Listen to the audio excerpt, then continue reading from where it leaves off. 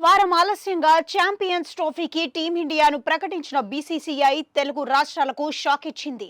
నిన్న మొన్నటి వరకు ఏపీ, తెలంగాణకు చెందిన ముగ్గురు ఆటగాళ్లకు చోటు దక్కగా ఇప్పుడు ఒక్కరికి అవకాశం లేకుండా పోయింది. గాయాల సమస్య కాకుండా మన వాళ్లకు చోటు లేకపోవడం ఆశ్చర్యకరం. యువ ఆల్రౌండర్ కు నిరాశే. ఇటీవల ఆస్ట్రేలియాతో టెస్ట్ సిరీస్ లో అదరగొట్టిన విశాఖపట్నం కుర్రాడు నితీష్ కుమార్ రెడ్డిని ఛాంపియన్స్ ట్రోఫీకి పరిగణలోకి తీసుకుంటారని అనుకున్నా అదేమీ జరగలేదు. టీ20లోనూ రాణించడంతో నితీష్ పై ఇప్పటికే మంచి అంచనాలు ఏర్పడ్డాయి.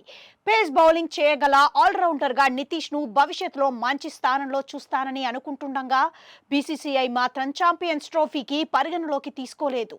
అయితే నితీష్ ను ఇది విస్మరించినట్లు కాదు, భవిష్యత్తులో అతడికి అవకాశాలు దక్కొచ్చు. వీరతిలకం టీ20లో దుమ్మురేపుతున్న హైదరాబాద్ కుర్రాడు తిలక్ వర్మను కూడా ఛాంపియన్స్ ట్రోఫీకి తీసుకోలేదు. తిలక్ ను ఇప్పటికే టీ20 ఫార్మాట్ స్పెషలిస్ట్ గానే చూస్తున్నారని తెలుస్తోంది. అయితే అతడికి ముందు వన్డే జట్టులోకి అవకాశాలు దక్కొచ్చు.